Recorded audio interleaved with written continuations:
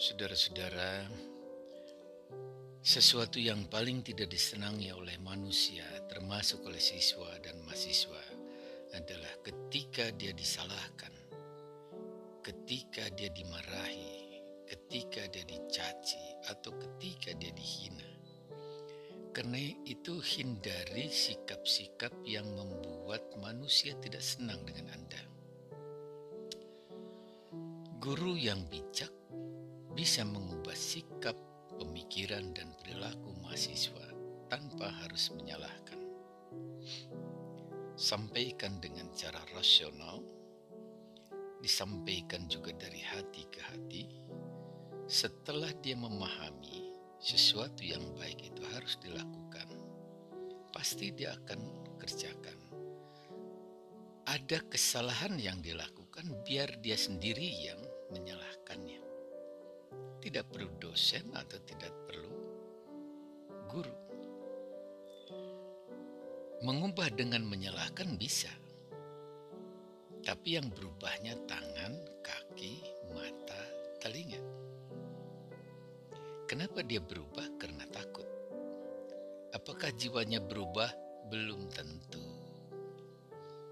Karena itu saya katakan tidak efektif seorang dosen, seorang guru ketika mengajar dengan mencaci maki, dengan menghina, dan dengan menyalahkan. Biar mahasiswa sendiri, biar siswa sendiri yang menyalahkan dirinya sendiri setelah kita sampaikan sesuatu yang terbaik bagi mereka. Yang kedua, kalau kita mendidik, tidak menciptakan sesuatu yang membuat mahasiswa juga kecewa. Ketika marah-marah, yang dimarahi adalah orang-orang yang tidak salah, siswa atau mahasiswa yang tidak salah yang berada di kelas. Kita memarahi mahasiswa yang tidak datang, sedangkan yang dihadapi adalah mahasiswa yang datang, salah. Dan ketika marah-marah, apa yang hilang dari kita? Kebahagiaan. Apalagi yang hilang? Keikhlasan. Sedangkan orang yang melakukan sesuatu tidak ikhlas karena Allah, kata Nabi, tidak diterima. Innallaha la yaqbalul a'mal illa ma khalasalah. Allah tidak menerima amal seorang kecuali apa yang diikhlaskannya.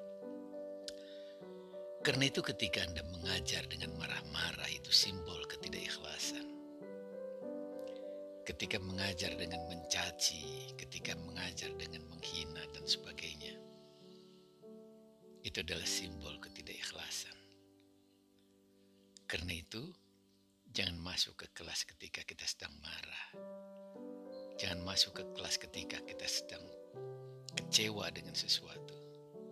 Jangan masuk ke kelas ketika sedang punya masalah. Masuklah ke kelas ketika kita sedang nyaman, ketika gembira. Insya Allah semua akan nyaman. Dan kita yakin bahwa ilmu yang disampaikan oleh guru, oleh dosen, ilmu yang bermanfaat yang disampaikan oleh kita, itu akan menjadi simpanan akhirat. Anak Adam meninggal, 3 yang akan mengalir pahalanya. Antara lain ilmu yang bermanfaat. Anda mengajar dengan ilmu yang bermanfaat terhadap 40 orang dalam satu hari umpamanya, dan terhadap sekian ratus, sekian ribu orang dalam setiap tahun. Maka di hari kiamat, dari sekian ribu orang itu akan menjadi sumber pahala, sumber penolong, sumber kebaikan kalau kita mengajar dengan ikhlas.